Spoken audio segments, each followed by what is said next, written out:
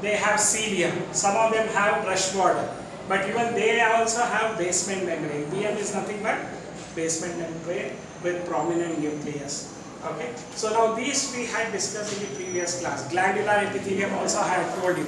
Unicellular glandular epithelium, multicellular glandular epithelium. Based on the shape, the multicellular glandular epithelium is again simple multicellular glandular epithelium, compound multicellular glandular epithelium. They might be tubular or they might be sac shape or alveolar, saccular or alveolar type. Mixed type is also there, where they have both tubular and saccular structures. Okay. So the unicellular glands, goblet cells I told you about, which secrete mucus, that is also a type of epithelium. So these are the types of epithelium that you have to remember about. Still here we had discussed about that. Then we had discussed about connective tissue. Connective tissue is of different types. Connective tissue proper. Then you also have the skeletal tissue, which includes bone and cartilage.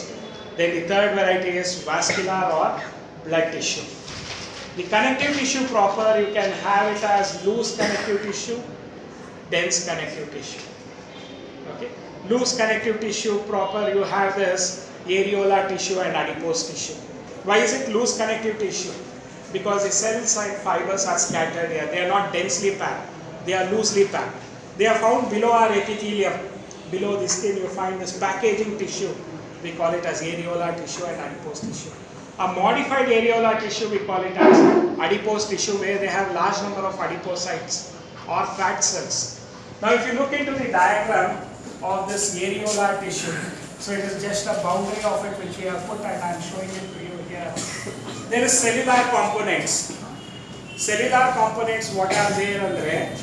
Fibroblasts. They are going to secrete the fibers. Fibroblasts or fibroblasts. Then we also have this macrophages, large cells which are amoeboid in shape. Amoeboid in shape, and then no definite shape, we call it as amoeboid in shape. Then mast cells are there. Apart from that, cementing substance are there. Can you see this white branched thing? They are all elastic fibers. Yellow are elastic fibers. They are single and branched.